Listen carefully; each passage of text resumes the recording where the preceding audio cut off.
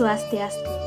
Perkenalkan, nama saya Nilio Desari Dewi, nomor absen 18 dari kelas 11 DKV 2. Pada kesempatan kali ini, saya akan menjelaskan tentang seni keagamaan sakral dan profan yang terjadi dalam kehidupan keagamaan di Hindu Bali.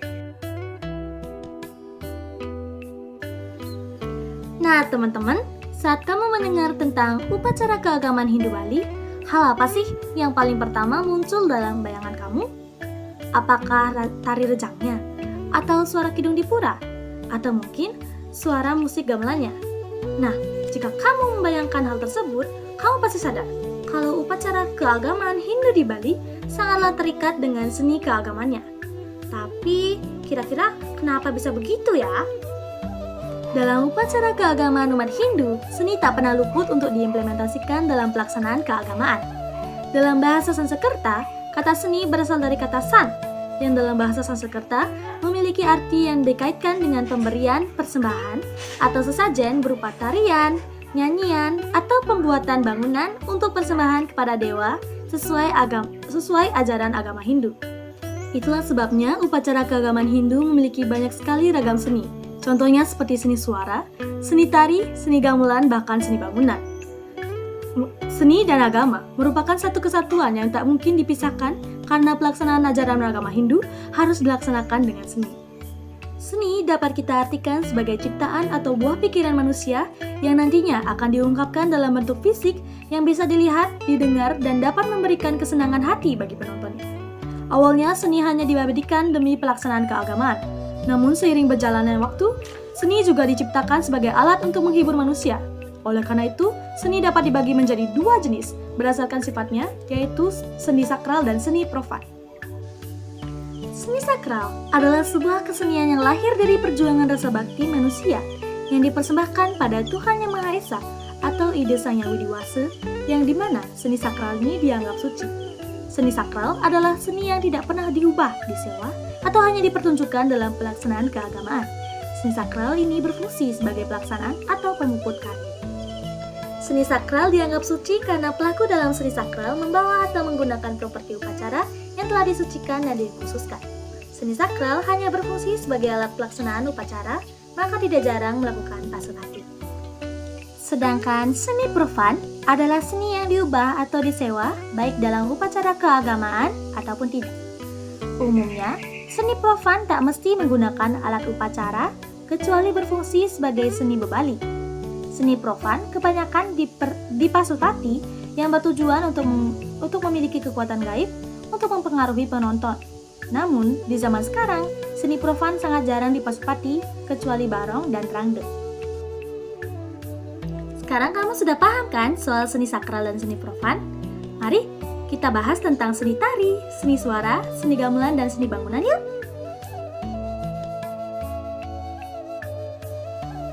Seni tari. Tari merupakan pencetusan atau ungkapan jiwa manusia melalui gerak ritmis yang dapat menimbulkan daya pesona. Gerak ritmis merupakan gerak yang dilakukan secara spontanitas, penuh dengan penjiwaan, dan berirama sehingga dapat mengunggah penari ataupun bagi penonton. Ungkapan jiwa merupakan cetusan atas rasa dan emosional yang juga disertai dengan kehendak. Daya pesona merupakan rasa yang terlintas seperti adanya rasa indah, lembut, keras, menggelikan, marah, dan sebagainya. Seni tari biasanya digunakan dalam rangkaian upacara agama dan ada juga yang semata-mata untuk hiburan. Di Bali pada khususnya membedakan adanya tari sakral dan tari profan, yaitu Tari Wali atau Bali. Tari wali merupakan tari yang dipentaskan sebagai rangkaian dalam pelaksanaan upacara dan bersifat sakral.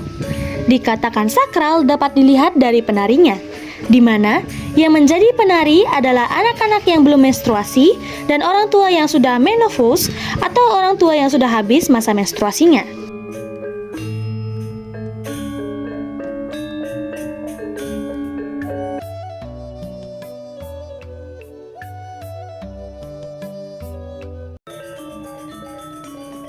Tari Rejang Dewa. Tari Rejang Dewa merupakan sebuah tarian sakral untuk kelengkapan kegiatan ritual umat Hindu di Bali. Ditampilkan secara berkelompok oleh wanita yang belum pernah mengalami datang bulan. Tari Rejang Dewa disebut tarian sakral atau tari persembahan karena merupakan simbol bidadari-bidadari yang menuntun betara atau dewa turun ke bumi untuk bersemayam pada benda-benda suci di pura.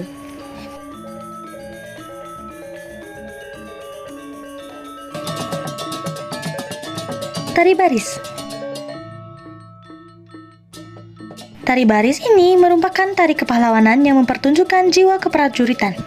Gerakan-gerakan tarian ini menunjukkan kewibawaan seorang prajurit dalam setiap langkahnya yang tegap dan berwibawa. Adapun makna dari tarian ini adalah melambangkan atau mencerminkan seorang prajurit yang gagah berani di dalam medan perang pertempuran.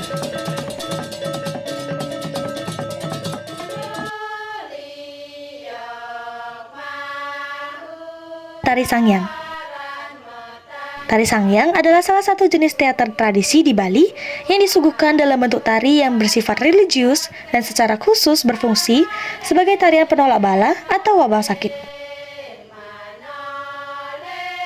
Sampai saat ini, Tari Sangyang tidak diadakan sekedar sebagai sebuah tontonan. Tari Sangyang merupakan tari kerauhan atau kesurupan karena kemasukan hyang, roh, bidadari kahyangan, dan binatang lainnya yang memiliki kekuatan merusak seperti babi, monyet, atau yang mempunyai kekuatan gaib lainnya.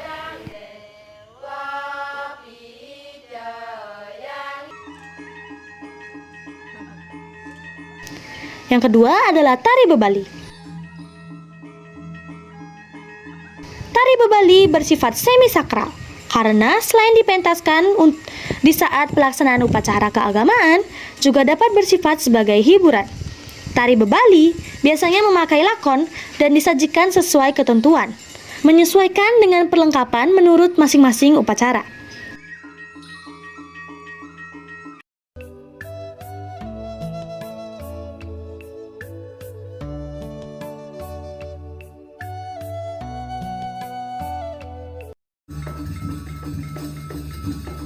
Tari Bebarong. Tarian yang berasal dari Bali ini bukan sekedar tarian pertunjukan, namun juga ada makna unsur-unsur kepercayaan di dalamnya. Tari Barong ini menceritakan tentang mitologis gambaran binatang beruang yang memiliki kekuatan gaib dan dianggap dapat melindungi manusia. Dan yang ketiga adalah tari Bali-Balian. Tari yang tergolong tari Bali-Balian adalah semata-mata bertujuan untuk hiburan, akan tetapi tetap berdasarkan norma-norma seni budaya yang luhur.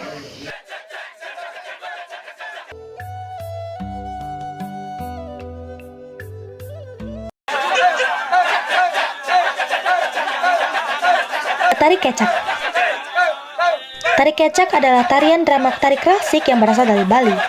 Tarian ini dibawakan oleh puluhan penari laki-laki yang duduk melingkar. Tari Kecak sering ditampilkan untuk wisatawan. Tari Kecak memiliki makna tersendiri yang berkaitan dengan agama bagi masyarakat Bali.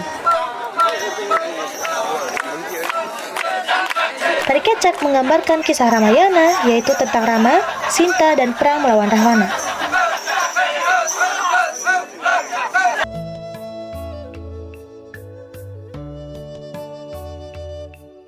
Seni suara adalah suatu karya seni keagamaan yang menggunakan media suara atau vokal dalam agama Hindu yang disebut dengan Dharma Gita.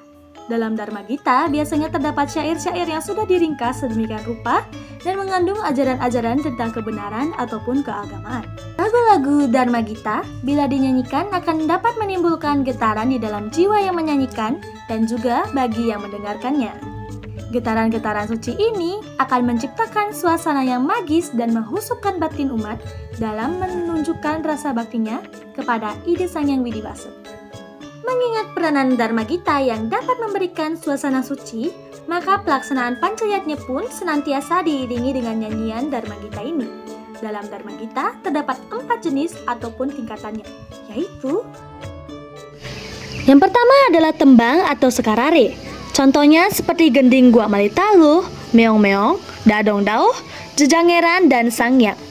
Yang kedua adalah tembang atau sekar alit seperti pupuh ginade, semarandane, durme, ginanti, pucung, pangkur, mijil, dan danggule, sinom, dan mas kumambak. Yang ketiga adalah tembang atau sekar madil. seperti Kawitan Wargasari, Kidung Tantri, Demu, Malat, dan yang lainnya. Dan keempat adalah tembang atau sekar agung.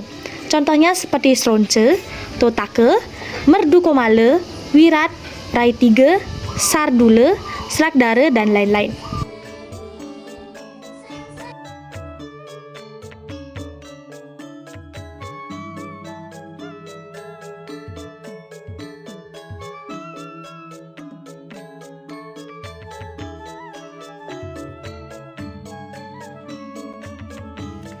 Seni tabu atau seni gamelan.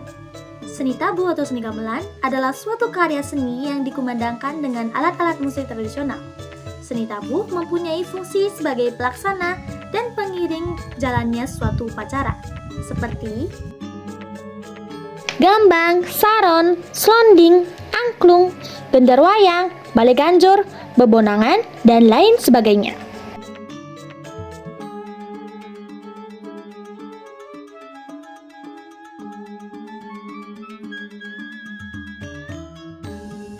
seni bangunan adalah karya nyata para pundagi Hindu yang berwujud bangunan-bangunan yang bersifat sakral maupun profan, seperti bangunan Pelinggi Padmasana, Gedong, Meru, Rong Tiga, Candi Bentar, Tugu Karang, bangunan tradisi, dan yang lainnya.